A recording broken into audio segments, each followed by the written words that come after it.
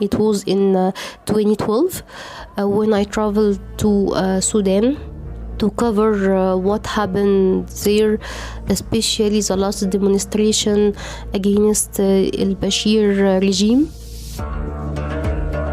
After I published about 3 articles about what happened there, suddenly when I was working in internet cafe in Sudan, the Sudanese police arrested me. I stayed 2 weeks in a political prison in Sudan.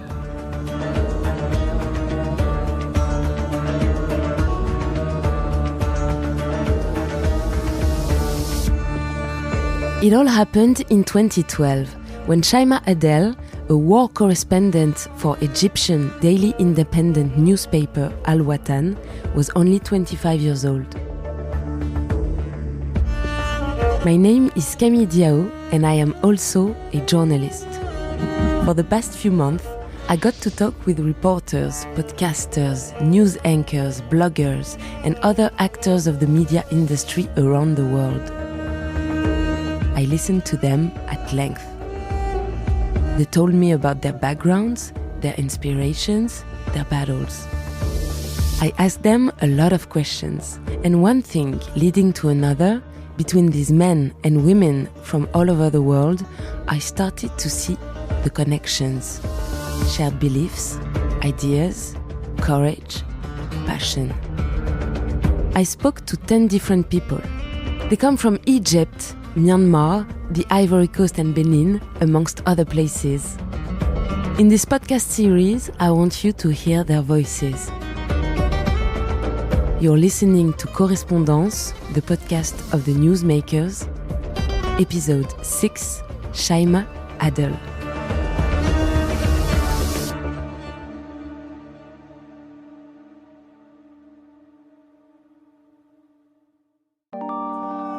Well, over the past few days, we've been monitoring social media. الآن بالنسبة للديمقراطية. Он рассказывает один. Но мы видим, что высокая явка.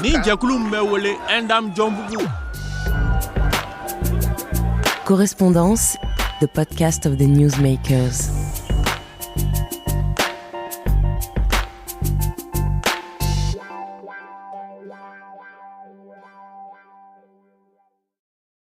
Shymaa Adel is 33 years old and she has already spent 13 years in the newsrooms. The Cairo-based investigative journalist has been working for the independent daily newspaper Al-Watan for almost a decade. Since she started, Shymaa Adel has gone through many political upheavals in Egypt.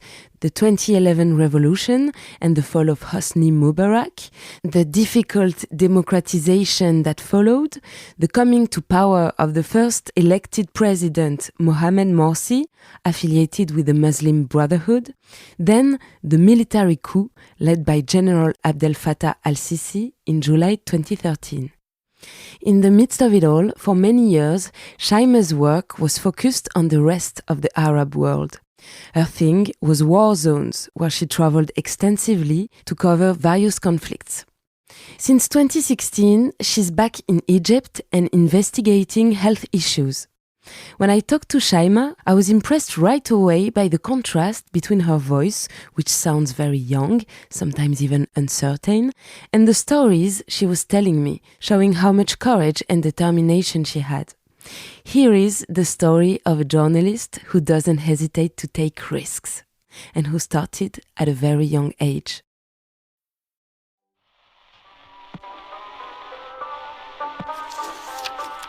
In my childhood, I was interested in reading and writing.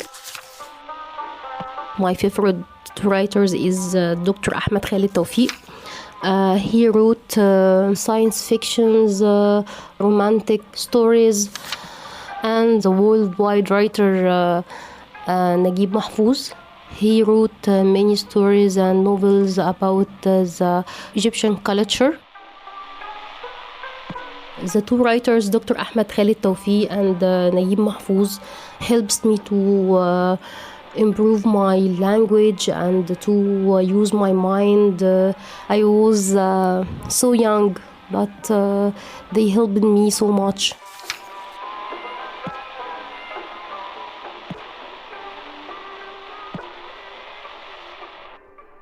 I was in a prep school. I think I was 12 or 13 years old.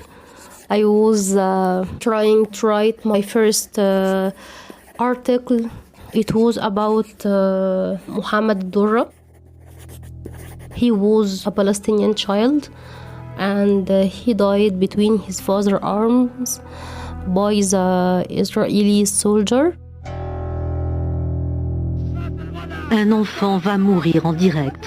Mohamed et son père, pris dans une fusillade, tentent de s'abriter derrière une poubelle. Cette image révoltante a fait hier le tour du monde, l'innocence de l'enfant palestinien qui ne jetait même pas de pierre.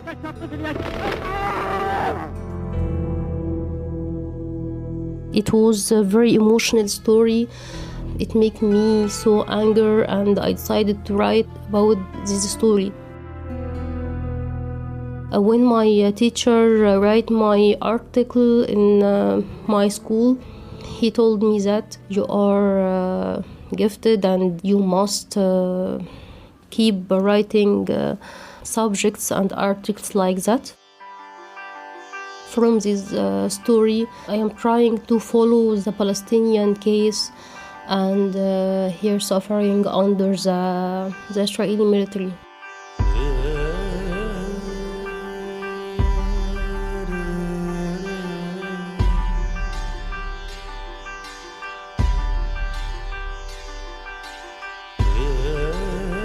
When I was 18 years old, I studied mass communication at Faculty of Arts in Shams University, and I have the opportunity to have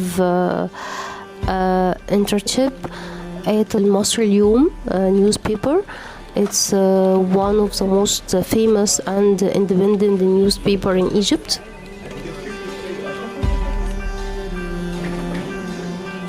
When I went there, I was very young, and no one from my colleague treat with me in a serious way. You're still a child, you're still studying, and I think after a year in the newspaper, I have then opportunity to travel to Gaza Strip.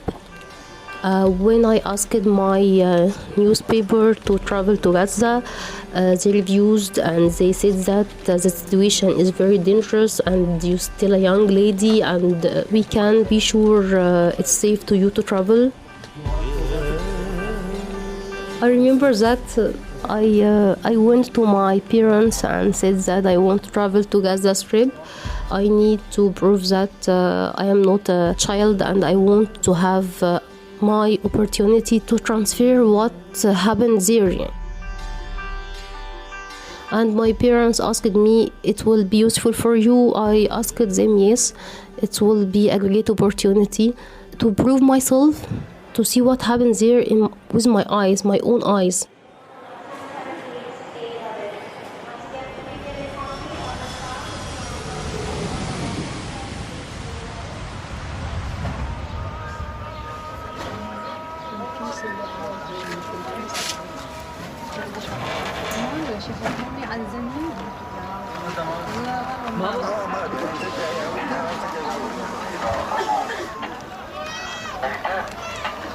When I traveled to Gaza, it was in 28.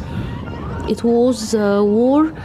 It was miserable, and the suffering of people very difficult, and the people didn't find gas for warm their houses.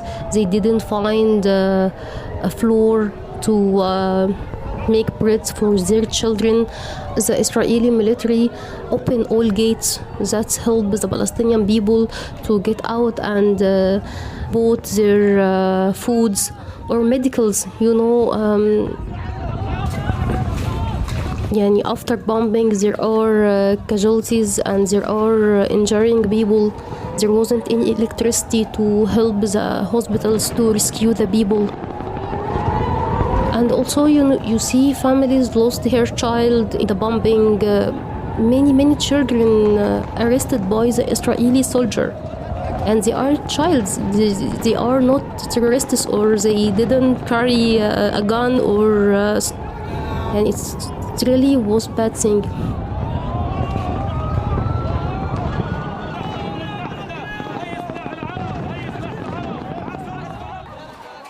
When I came back from Gaza Strip, I delivered my articles to my newspaper, and I discovered that the newspaper sent 3 professional journalists to cover the war in Gaza Strip. And they came back and they didn't do anything. They told the newspaper there was a war and there was bombing everywhere, and we couldn't meet anyone. So when I came back to my newspaper with my articles, and when they wrote my articles and saw the videos and the picture I have taken there, the newspaper published it, and it was very it's amazing, I think they saw me, yes, she can do it. They treat me in a respectable way, and alhamdulillah, I won. In Al Yom newspaper, they opened the door to apply to the journalists. In this time, I was still studying in my last year, and they told me that, Shymaa, you must apply for the newspaper. We need you in our team. In the same time, I finished my study. I was celebrating with my colleague in my graduation party. It was Friday, and the newspaper called me Saturday and told me that you won, and we want you to come to the newspaper to fill out your contract with us. And it was amazing. After 4 years working under training, I become one of the team.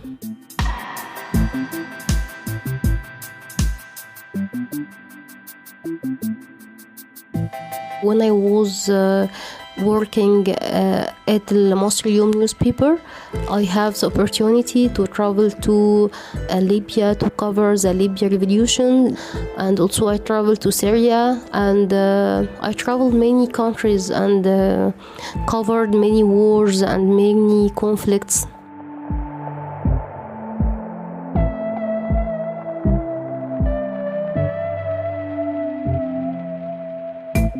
After 2011 revolutions, my editor-in-chief, he told me that he will establish a new newspaper, and he wanted me to be with him.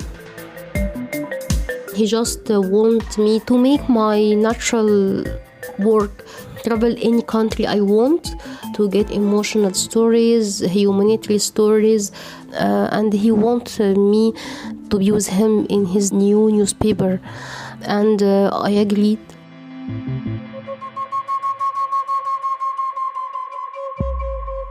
I transferred from Al-Yom newspaper to Al-Watan, a daily independent newspaper, in 2011, and I am still working for Al-Watan still now.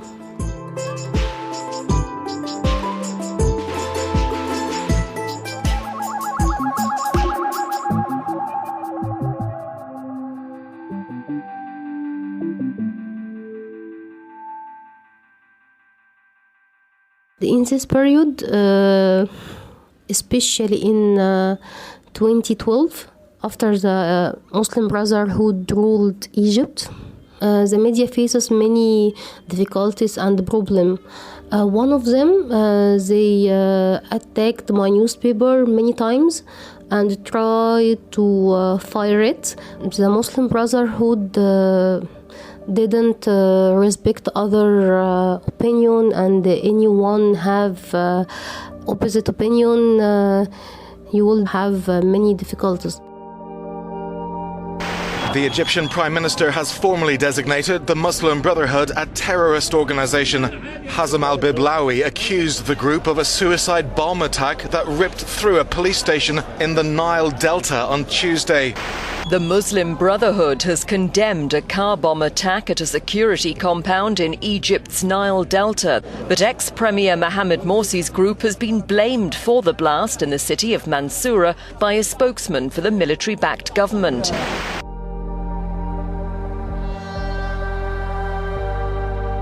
A country in chaos, Egypt teetering on the brink of civil war. The repression by the army of the pro-Morsi supporters appears relentless.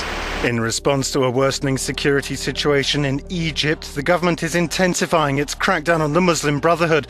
The spiritual leader of the Muslim Brotherhood, Mohammed Badi, has been arrested in Cairo. Egypt's army is in control of the country after overthrowing elected Islamist President Mohamed Morsi. The President of the Supreme Constitutional Court would act as interim head of state, assisted by an interim council. The President of the Supreme Committee for the presidential elections in Egypt announcing Abdel Fattah al-Sisi won 96.91% of the vote. Al-Sisi had retired as head of the army to run for office and had been leading the country since he deposed Islamist Mohamed Morsi 11 months ago. When the people elected the President Al-Sisi, Egypt faces many problems, especially the terrorist accident and the Muslim Brotherhood. They target soldiers in border and kill them, and their target also judge. It was a very difficult period, and we are still struggling from the regime still now.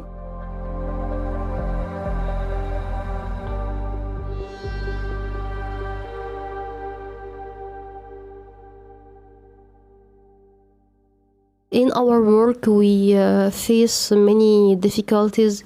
One of the difficulties I have faced when I traveled to Sudan to cover what happened there, especially the last demonstration against al-Bashir regime. It was in 2012. In the Sudanese capital, Khartoum, at least 6 protesters have been killed in clashes with security forces, medics say. President Omar Hassan al-Bashir's government faced a wave of public protest in June.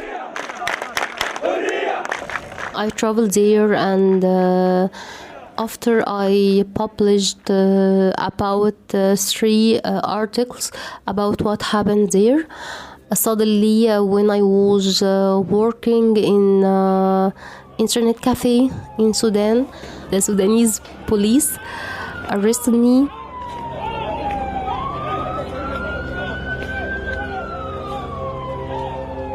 When I get to the jail in a political prison in Sudan, there was all kind of opposite of al-Bashir regime.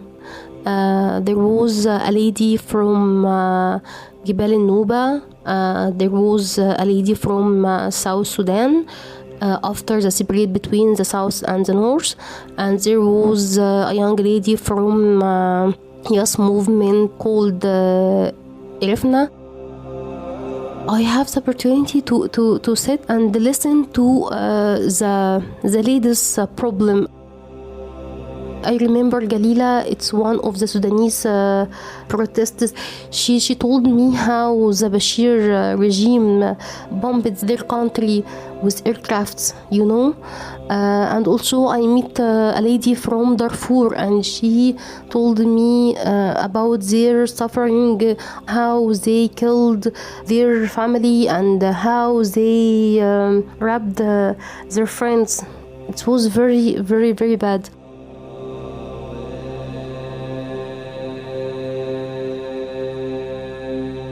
When I was there, I don't have anything to write these stories. I try to remember it in my brain, and when I get out from the prison, I wrote their stories and I collect their stories in a book. And when they get their copies from the book, they was very, very, very, very happy. I think their dream became the true, and now they won, and the al-Bashir regime has gone. God please Sudan and Sudanese people. This out of Sudan. After 30 years in power, President Omar al-Bashir has been forced out of power by the country's military. The army has dissolved the government and declared a state of emergency. Omar al-Bashir would have served as president until the end of his term next year, but now he'll be remembered as one of the last remaining African strongmen brought down by a people's uprising.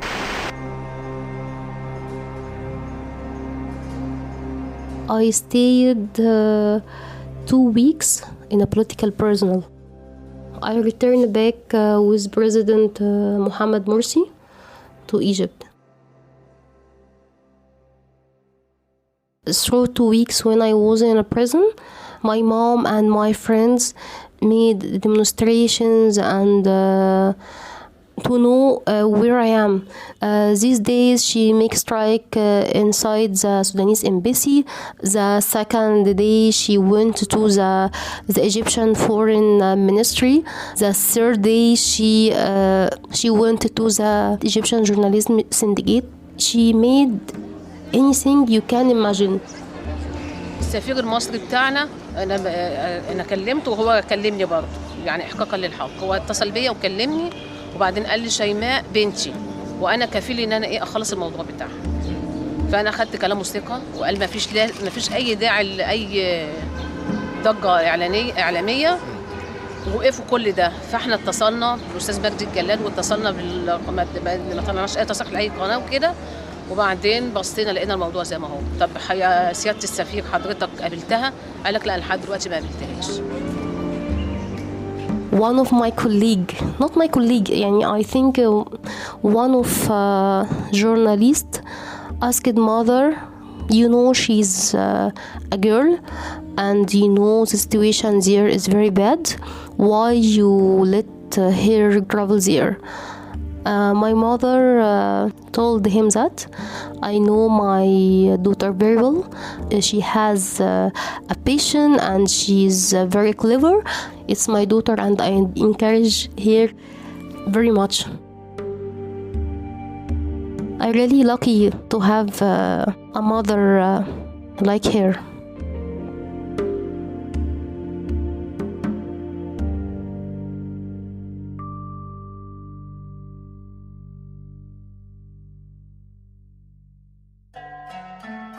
A woman or a girl working in media field, especially countries or areas which have many difficulties like wars, conflicts, you always, I will tell you accident happened to me. When I traveled to Syria, one of the people there responsible for journalists and media, he refused to treat with me. Why you a lady? What about I am a lady but I am a journalist? No, where is your guards? I don't have a guard. I just working alone. No. If you don't have a guard, I can't accept you and I can't help you.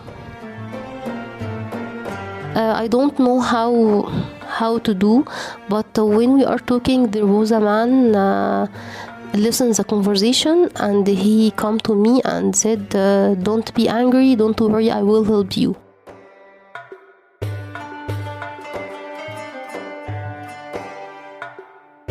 In the verse, they treat with me like a spy. They didn't trust me until they speak to me, and when they saw another work to me in another country, they become very friendly with me, and I have more options than any journalist. I think you have the same language, you are a lady, you have the same religion, you will stay with our family, our mother or wife in house, you will come back with us. I always have this problem when I travel to these places in the first time, but I solved it quickly.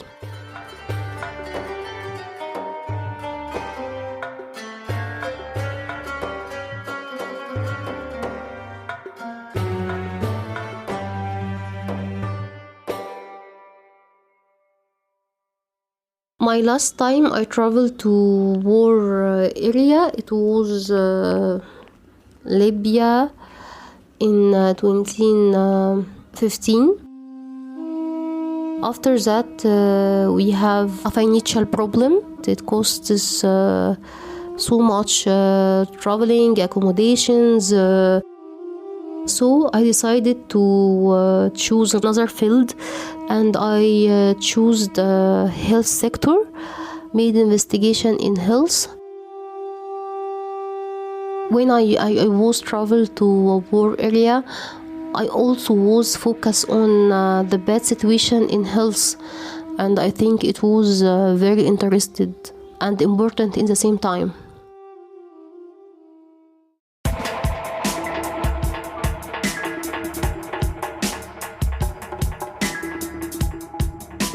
I think in Egypt, in last years, the media, we have some difficulties coming out from two revolutions affected the media industry. The economic situation also is very bad. You know, the social media and the variety of apps, the citizen can make her own journalism by social media, and I think it puts the newspaper and the professional in a difficult situation. How to present your content in interested and accurate way in the same time.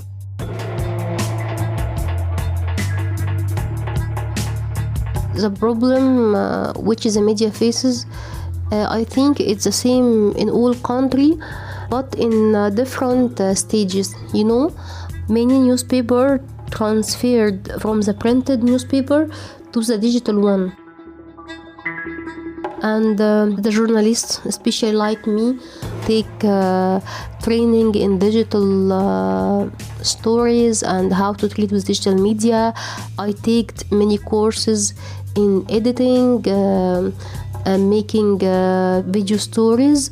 My organization's interested in these developments, and I think the new generation in our field, they already have all informations and the ability to treat with the modern technology, and that's the situation of newspaper and journalism now in Egypt.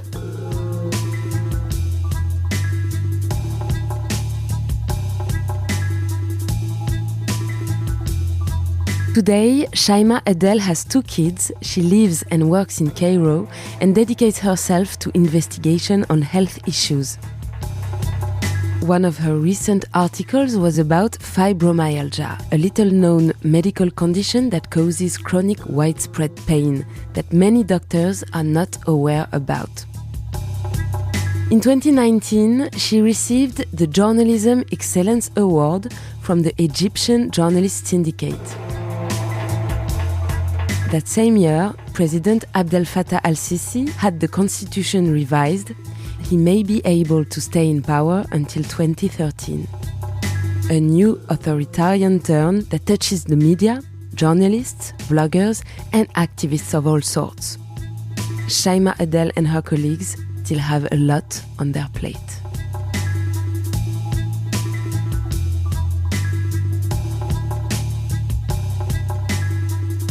Correspondances is a podcast series brought to you by CFI, the French Media Development Agency. The next episode will take you to West Africa, and more precisely to Burkina Faso. That's where Inoussa Maïga, a journalist turned entrepreneur, is working every day to change the image of agriculture in Africa. See you then.